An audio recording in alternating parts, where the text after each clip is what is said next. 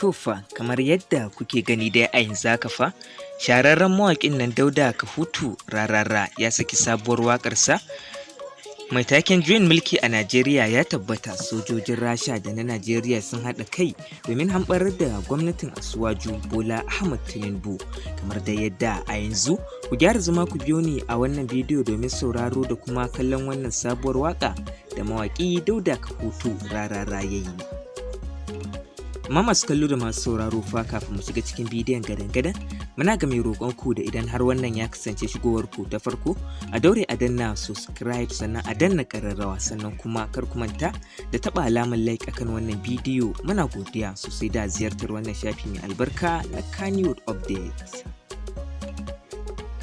To a yau ne dai ake kwana 12 da watan March da watan August da muka shigo, haka zalika kuma a yau ne muka cika kwana biyu da gama zanga-zanga a Najeriya. To bayan kwanaki biyun da gama zanga-zanga ne mawaƙin siyasa Dauda Kahutu Rarara ya saki wannan sabuwar waƙar tashi mai taken Juyin Mulki a Najeriya shine mafita. Haka zalika a cikin wannan waƙa da mawaƙin yayi mun ji dai sanda yake cewa sojoji suna shirin hamɓarar da gwamnatin shugaba Bola Ahmed Tinubu.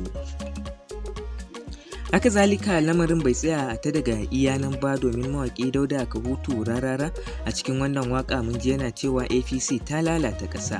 APC ta lalata ƙasa. Da sakamakon wannan waƙa dai Dauda Kahutu Rarara yana fuskantar ƙalubale daga gurare kala-kala kamar yadda shahararren jarumi kuma ɗan TikTok wato ɗan Bello ke fuskanta daga shafukan sada zumunta, wanda idan ba ku manta ba idan zan baku takaitaccen bayani a kwanakin baya dai ɗan Bello wanda yake yada labaransa kan Facebook, Instagram, Twitter har da Facebook a kwanakin baya jam'iyyar APC ta ba da cikakkiyar dama akan a kama shi, wanda kuma idan ba ku manta ba shine mutum na farko da yake trending a shafin Twitter wanda akalla yana da mabiya sama da 2 miliyan, ma'ana dai miliyan 2 kenan a shafinsa na Twitter. Haka zalika kuma wani bidiyo da ya sa wanda ya bada cikakken tarihin waɗanda suke sace kuɗin Najeriya a cikin awanni 16 a shafinsa na Twitter ya samu makallata kimanin naira miliyan 1.500, wanda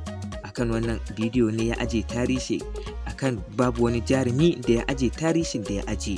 To kuma a wannan waka da Rarara yi mun ga a cikin awanni 5 shi ma ya samu mutane makallata naira miliyan 1 daga shafin Twitter. Haka zalika a cikin channel ɗinsa makallata 87,000 ne. Haka zalika shafin Facebook kuwa makallata 220 akan shafinsa na TikTok makallata 370 suka kalla, ma'ana 300 kenan. To Allah ya samu dace masu kallo da masu sauraro, wannan kenan kuma duka a nan muka kawo ƙarshen wannan shiri. Kar da ya kumanta idan wannan ya kasance shigowar ku ta farko muna ga mai roƙon ku da ku daure ku danna subscribe sannan ku danna ƙararrawa sannan kuma kar ku manta da taɓa alamar like akan wannan bidiyo. Muna godiya sosai da ziyartar wannan shafi mai albarka na Kannywood Updates.